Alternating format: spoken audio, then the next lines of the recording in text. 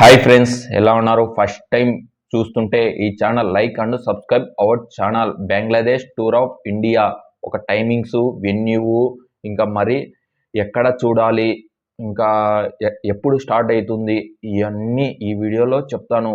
Main కొన్ని channel నుంచి message చేస్తున్నారు, వాళ్ళ పేర్లు చెప్తాను. Hussain Das official, Nikki FF channel వాళ్ళు మెసేజ్ చేస్తున్నారు. ఏమని అంటే ఎక్కడ చూడాలన్నా మ్యాచ్ స్టార్ట్ అయ్యే ముందర అడుగుతున్నారు.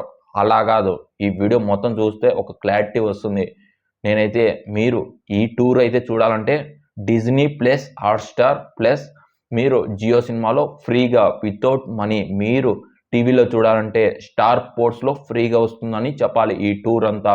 ఇంకా స్టేడియంస్ ఎక్కడెక్కడ ఉంటాయంటే పేర్లు చెప్తాను. ఫస్ట్ స్టేడియం వచ్చి Chidambaram stadium first test, second test వచ్చి గ్రీన్ పార్క్ కాన్పూర్ స్టేడియం, ఇంకా ఫస్ట్ T20 స్టేడియం వచ్చి Himachal Pradesh cricket association stadium Dharamshala అని చెప్తున్నారు, లేకపోతే డైవాలారా అని చెప్పారు. ఇంకా రెండో T20 అరుణ్ జైట్లీ స్టేడియం ఢిల్లీ. ఇంకా మూడోది వచ్చి మన హైదరాబాద్ తెలంగాణ అని చెప్పాలి, అంటే రాజీవ్ గాంధీ ఇంటర్నేషనల్ స్టేడియం అని పిలుస్తారు. అది ఒక పొలిటిక్స్ నేము, నాకైతే అంత నచ్చదు. నేనైతే హైదరాబాద్ అనే చెప్తాను. ఇంకా టైమింగ్స్ ఎలా ఉంటాయి మనకైతే ఇండియాలో అయితే కామన్గా ఉంటాయి, మీకు తెలిసిందే. ఫస్ట్ టెస్ట్ వచ్చి మన 9:30కి స్టార్ట్ అవుతుంది. మళ్ళా సెకండ్ సెషన్ ఎప్పుడు స్టార్ట్ అవుతుంది, వాళ్ళకి లంచ్ బ్రేక్ ఉంటుంది. ఎందుకంటే కంటిన్యూస్గా ఆడరు ప్లేయర్స్, కొద్దిగా ఇబ్బంది పడతారు. అప్పుడప్పుడు లంచ్ చేయాలి, టీ తాగాలి, డ్రింక్స్ తాగాలి. ఆ టైమింగ్స్ చెప్తాను. ఫస్ట్ వచ్చి లంచ్ బ్రేక్ ఉంటుంది కదా, 11:40కి ఇస్తారు. ఇంకా రెండో సెషన్ ఎప్పుడు స్టార్ట్ అవుతుంది, 12:10కు స్టార్ట్ అవుతుంది అని చెప్పాలి. అర్ధ గంట బ్రేక్ తీసుకుంటారు. ఇంకా టీ బ్రేక్ ఎప్పుడు 2:10 నుంచి 2:30 వరకు ఆ బ్రేక్ ఉంటుంది.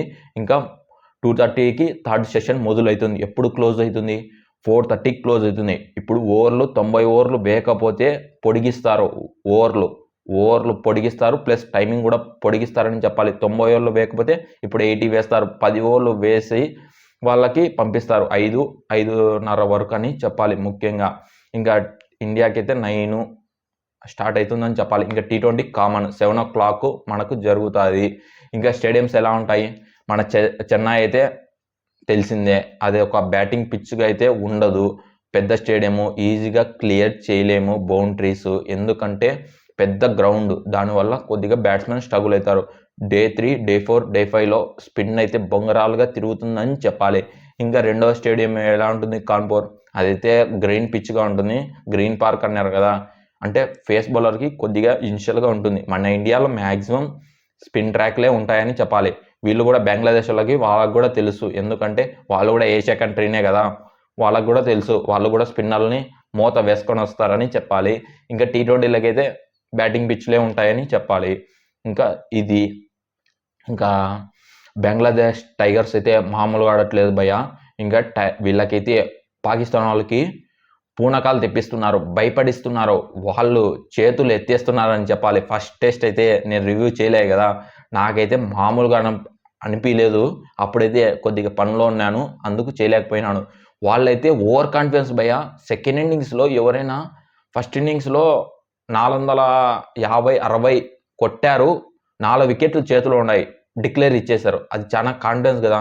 మీరు అనొచ్చు ఏమని అంటే డే అయిపోతుంది, ఇంకా ఫైనల్ డే వస్తుంది రైటే, మీరు కొట్టాలి కదా, మీరు అంత ఈజీగా తీసుకున్నారు. 5వ డేకి వచ్చే లోపల చేతులు ఎత్తేసారు. ముఖ్యంగా పాకిస్తాన్ బ్యాటర్లు అయితే 120 అంటే 100 కూడా కొట్టలేకపోయినారు, చేతులు ఎత్తేసారు, వాళ్ళు ఖతం చేసేసారు.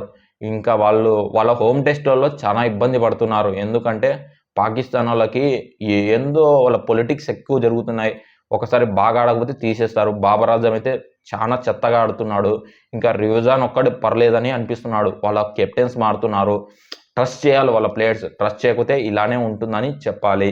ఇంకా అది మీకు ఏం నచ్చిందో ఇదాంటో ఒక లైక్, ఒక సబ్స్క్రైబ్ చేస్తే ఈ ఛానల్ కొద్దిగా పెరుగుతుంది. కనీసం ఈ వీడియో 10 మందికి చేరుతుందని నేను అనుకుంటున్నాను. మరొక వీడియోతో మళ్ళీ కలుసుకుంటా. Thank you.